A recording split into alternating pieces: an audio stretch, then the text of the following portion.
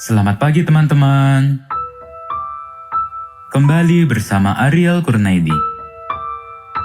Kita akan merenungkan firman Tuhan dari buku Renungan Pagi, Anak dan Pelajar. Yesus sahabat terbaik dan setia.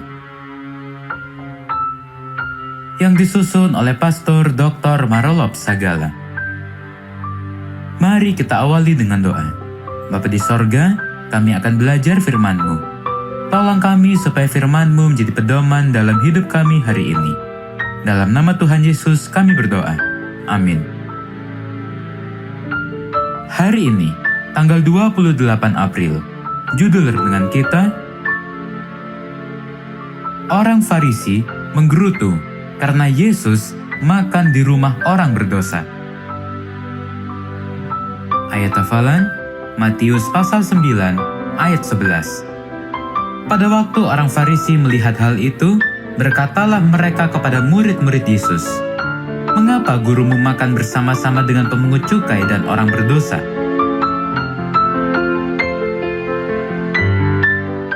Matius, yang disebut Lewi, anak Alfeus, sebagaimana yang terdapat di dalam Markus pasal 2 ayat 14, adalah seorang Yahudi dari Galilea.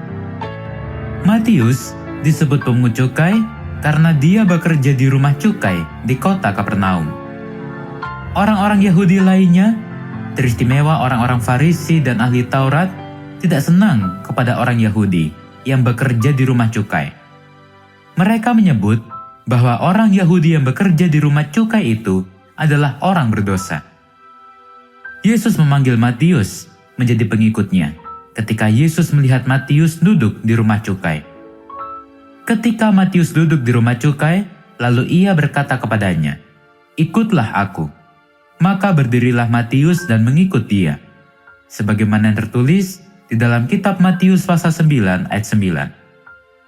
Itu adalah satu sambutan yang besar atas panggilan yang besar. Yesus menjadikan Matius menjadi muridnya. Oleh karena itu, Matius yang disebut Lewi mengadakan suatu perjamuan besar untuk dia di rumahnya. Dan sejumlah besar pemungut cukai dan orang-orang lain turut makan bersama-sama dengan dia. Sebagaimana tertulis di dalam kitab Lukas pasal 5 ayat 29. Pada waktu ahli-ahli Taurat dari golong orang Farisi melihat bahwa ia makan dengan pemungut cukai dan orang berdosa itu, sebagaimana yang terdapat di dalam Markus pasal 2 ayat 16 bagian A, mereka bersungut-sungut kepada murid-murid Yesus. Katanya, "Mengapa kamu makan dan minum bersama-sama dengan pemungut cukai dan orang berdosa?" Sebagaimana yang tertulis di dalam kitab Lukas pasal 5 ayat 30. Orang Yahudi seperti ahli-ahli Taurat dan orang Farisi tidak mau makan bersama dengan orang bukan Yahudi. Mereka menganggap orang yang bukan Yahudi adalah orang berdosa dan orang kafir. Dan mereka juga menganggap bahwa orang Yahudi yang menjadi pemungut cukai adalah orang berdosa. Orang Farisi dan ahli Taurat itu bersungut-sungut karena murid-murid dan Yesus makan bersama-sama pemungut cukai di rumah Matius. Mereka berkata, "Mengapa ia makan bersama-sama dengan pemungut cukai dan orang berdosa?" Sebagaimana yang tertulis di dalam Markus pasal 2 ayat 16 bagian B. Pernyataan ahli Taurat dan orang Farisi itu bertujuan agar orang banyak tidak mempercayai Yesus. Mereka sedang menuduh bahwa Yesus adalah orang berdosa dan tidak benar. Persungutan orang Farisi membuat misi Yesus semakin jelas. Yesus datang untuk memanggil orang berdosa dan menunjukkan belas kasihan. Belas kasihan adalah yang diinginkan oleh Yesus. Betapa mulianya hati Yesus. Dia memanggil orang berdosa dan menaruh belas kasihan kepada orang berdosa.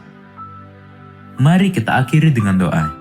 Bapa di sorga, terima kasih untuk firman-Mu hari ini, di mana kami diingatkan bahwa kami mempunyai Allah yang mengasihi semua orang, dan tolonglah kami supaya kami tidak seperti orang-orang Farisi dan ahli Taurat untuk membeda-bedakan teman kami.